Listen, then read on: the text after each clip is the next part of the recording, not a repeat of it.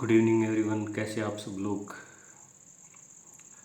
आज हम बात करेंगे भारत के यौगिक विज्ञान यानी कि प्राणायाम और भारत के ध्यान के बारे में।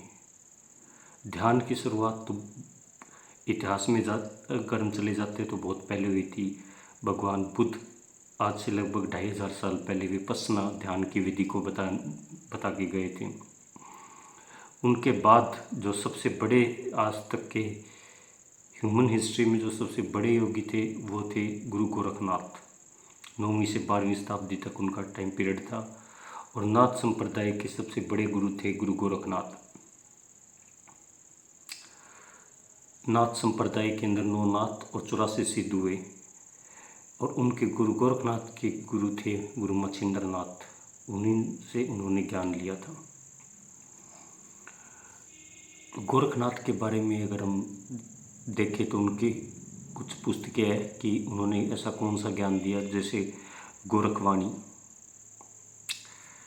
और सिद्ध सिद्धांत पद्धति। एक पुस्तक स्वामी स्वात्मानंद ने लिखी थी 14वीं शताब्दी में, हठ योग प्रदीपिका। और आज जितने भी प्राणायाम जितने भी आसन है हठ योग प्रदीपिका के आसन है जो आज योगासन बन के पूरी दुनिया में घूम रहे हैं। यानी कि अगर प्राणायाम की अब बात करें तो ये गुरु गोरखनाथ ये नाथ संप्रदाय से सारे प्राणायाम आसन की शुरुआत हुई थी, क्योंकि गोरखनाथ मानते थे कि शरीर अगर शुद्ध नहीं होगा, शरीर अगर मजबूत नहीं होगा तो जीवन में मुक्ति कैसे। मुक्ति इसी जीवन में संभव है और उसके लिए शरीर का मजबूत और स्वस्थ रहना जरूरी है। उनका मानना था कि जंग लोहे को लगती है, सोने को नहीं। इसलिए उन्होंने प्राणायाम की शुरुआत की। ध्यान की शुरुआत तो खैर पहले हो गई थी, लेकिन ध्यान की जो विधि गोरखनाथ ने दी वो एक विधि नहीं थी, बहुत सारी विधि थी। जैसे बुद्ध ने एक विधि दी विपश्यना, सिर्फ एक विधि, और वही पर्याप्त थी, सांसों पर ध्यान केंद्रित करना। भगवान महावीर ने जो जैन धर्म के 24वें तीर्थंकर थे उन्होंने एक विधि दी शुक्ल ध्यान, पर्याप्त। लेकिन गोरखनाथ ने तो अनेकों विधियाँ दी। लोग तो अचंभे में ही पड़ गए कि कौन सी विधि अपनाए कौन सी छोड़े। परमात्मा के जितने द्वार गोरखनाथ ने खोले इतने उससे पहले किसी ने नहीं खोले, इसीलिए कहा जाता है। और उनके नाम से एक शब्द चल पड़ा, गोरख धंधा।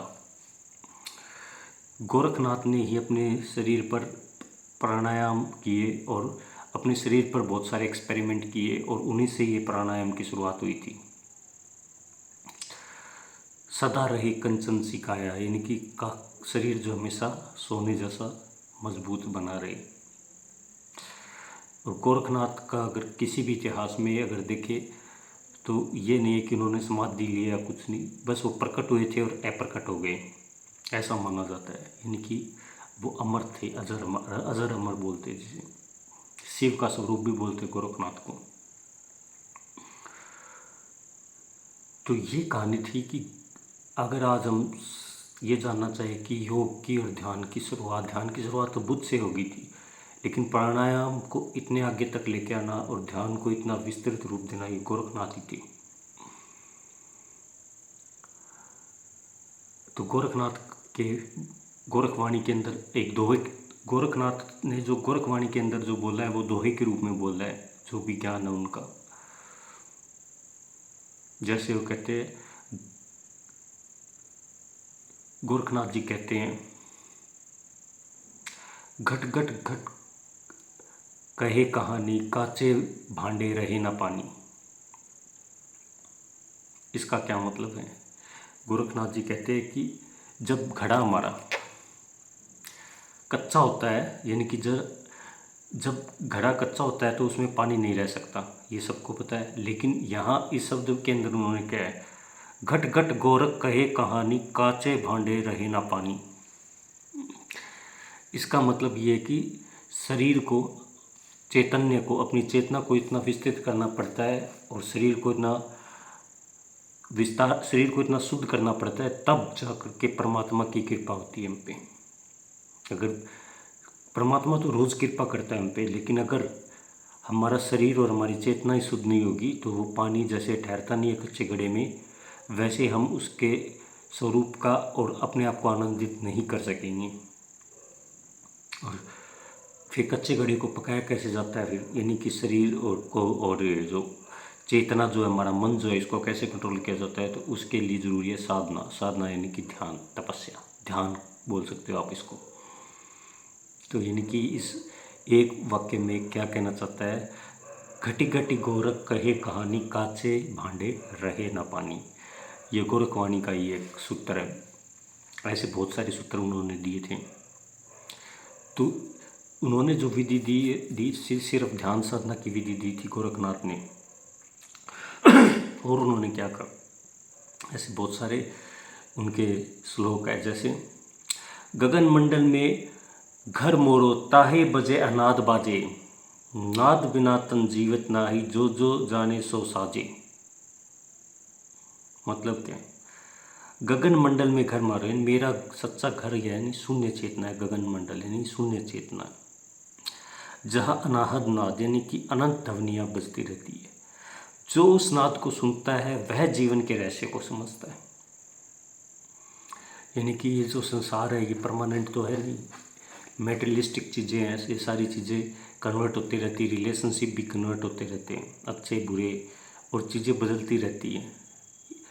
हर चीज़ का एक टाइम लिमिट है। धरती की भी एक टाइम लिमिट है, सौरमंडल की, हमारा गैलेक्सी, इसकी भी एक टाइम लिमिट है, मिल्की वे गैलेक्सी, एक दिन ये भी खत्म हो जाएगी। एंड्रोमेडा और मिल्की वे गैलेक्सी दोनों एक दूसरे की तरफ पास आ रही हैं, और वो आपस में कोलाइड करेगी तो पूरी दोनों की दोनों गैलेक्सीज खत्म हो जाएगी। लेकिन अरबों करोड़ों साल पड़े, लेकिन उनका भी एक समय है। सूरज का भी एक समय अपनी आधी आयु जीत निकाल चुका है। सन 450 करोड़ साल तो हो गए इसको, धरती को, उससे पहले का है सूरज। तो इसके अंदर गोरखनाथ जी कहना चाहते हैं, गगन मंडल में घर मोरो, तही बजे अनहद बाजे, नाद बिना तन जीवित नहीं, जो जाने सो साजे। यानी कि हमारा जो एक्चुअल जो सच्चा जो मतलब लास्ट डेस्टिनी है हमारी, वो है शून्य चेतना, गगन मंडल यानी कि शून्य चेतना, जहाँ अनाद ध्वनि बजती रहती है। इस प्रकार से उन्होंने दोहों के माध्यम से, श्लोकों के माध्यम से गोरखवाणी के अंदर ज्ञान दिए। देह धरे तो दुख भोगे, मन धरे तो मोह। यानी कि जब देह रूप में होते हैं तो हमें दुख रहता है, और मन को धरते हैं तो मन तो मोह के चक्कर में पड़ जाता है। जो देह तन ताजी आप रहे, सो नाथ कहा है गोरख की। जो देह और मन दोनों को सव्य में स्थित कर लेता है, वही सच्चा नाथ है, वही सच्चा गोरख है। यानी कि ऐसा बोला जाता है कि ध्यान और तपस्या से जो चित्त को अपने अंदर विलीन कर लेता है, यानी कि मन को, वही सच्चा गोरख है। यानी कि ध्यान करने से आपके अंदर गोरख जैसा तेज पैदा हो जाता है। इसलिए एवरीडे, हर दिन मेडिटेशन करना ज़रूरी है, ताकि ये जो चीज़ें परमानेंट है ही नहीं धरती पर, इन चीज़ों को समझा जा सके, मोह से भी पार पाया जा सके। इसके अंदर गोरखनाथ जी ये बताना चाहते हैं। तो इस तरह से गोरख ने अपना ज्ञान दोह के माध्यम से, श्लोकों के माध्यम से दिया है। घट भीतर जो घट रही, सो घट रहे अगोच, जो घट घटे सो घट नहीं, जो अघट घटे सो औच। जो घटता है कि बनता बिगड़ता रहता है, वह सच्चा नहीं है। जैसे मैंने भी बताया, जो चीज़ चेंजेबल है, हर सिचुएशन, हर परिस्थिति, हर समय, जो समय के बंधन में बंधी हुई है, जो चेंजेबल है, वह सच्चा नहीं है। जो घटता बिगड़ता रहता है वह सच्चा नहीं। जो अघट, जो समय के टाइम पीरियड से अलग है, जो समय से परे है, वही परम सत्य। परम सत्य क्या है, यहाँ परम सत्य की बात हो रही है। जो काल चक्कर से, काल से मुक्त है, यानी कि जो समय से मुक्त है। काल कोई नेगेटिव चीज़ नहीं है, यानी कि हर चीज़ समय से बंधी हुई है। मॉलिक्यूल अगर आप सूक्ष्म रूप से जाए तो एटम के अंदर इलेक्ट्रॉन, प्रोटॉन, न्यूट्रॉन और हर चीज़ के अंदर चेंज हो रहे हैं।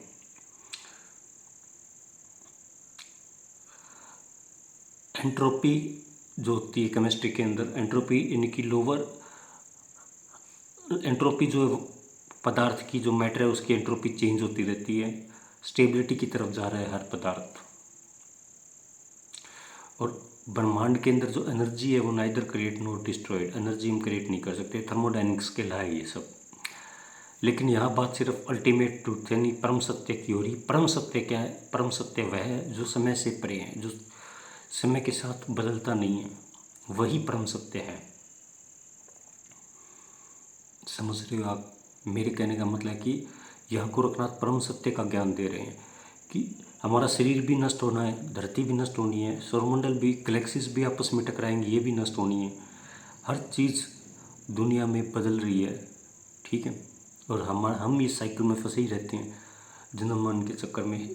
तो इन सब से परे जो परम सत्य है वो समय के चक्कर से परे है, जहाँ गोरखनाथ समय के चक्कर अंतिम अल्टीमेट ट्रुथ के बारे में बात कर रहे हैं। ये थे गोरख के वाणी, जो मैंने बात बताई आपको, ये सब गोरखवाणी से है। ये सब बातें गोरखवाणी में इतनी अच्छी बातें और इतने शुद्ध चैतन्य के बारे में भगवान महायोगी परम योगी गुरु गोरखनाथ ने बताया, इसलिए उन्हें 9 नाथों में सबसे श्रेष्ठ, नाथों का नाथ और 84 सिद्धों का सिद्ध बोला जाता है गोरखनाथ। और ये उनको महासिद्ध योगी गुरु गोरखनाथ बोला जाता है, क्योंकि धरती पर उनसे बड़ा शक्तिशाली कोई भी तपस्वी, कोई भी ध्यानी और कोई भी महापुरुष, कुंडली जागरण का जो ज्ञान था, 7 चक्रों का ज्ञान था, वो गुरु गोरखनाथ ने दिया था। गोरखनाथ ने बताया था कि शरीर और आत्मा के बीच में जो बफर जोन है, वहाँ कुछ शक्तियाँ हैं कुंडली के रूप में बैठी है, उन्हें जागृत करने से अनेक सिद्धियाँ प्राप्त हो जाती हैं। तो ये बात की थी आज हमने गोरख संहिता के गोरखवाणी के अंदर जो अल्टीमेट ट्रुथ के बारे में बताया, मन की स्थिति के बारे में बताया गया है। मैं आपको बताऊँ, मन को अपने अंदर विलीन करना, इन सब चीज़ों के बारे में बताया गया है। ये सब बातें गोरखवाणी से हैं। गोरखवाणी की आज हमने चर्चा की कि मन को अपने अंदर विलीन करने के लिए कच्चे घड़ा यानी कि शरीर हमारा कच्चा घड़े के बराबर है कि उसे साधना से, तपस्या से और ध्यान से ही मजबूत बनाया जा सकता है। घटी घटी गोरख कहे कहानी, काचे भांडे रहे न पानी, यानी कि शरीर जो कच्चे घड़े के बराबर है मन हमारा, क्योंकि मन को अपने अंदर विलीन करने के लिए ध्यान से ही ये संभव है और कोई रास्ता नहीं है। और ध्यान, आप सांसों पर ध्यान केंद्रित कर सकते हैं। ध्यान की भी अनेक विधियाँ है गोरख के अंदर, वो हम उसके ऊपर विस्तार से चर्चा करेंगे। तो इस वक्त यही कहना चाहूँगा कि अगर आपको बातें ठीक लगी तो चैनल को लाइक और सब्सक्राइब कर सकते हैं आप, ये आपकी इच्छा पर है।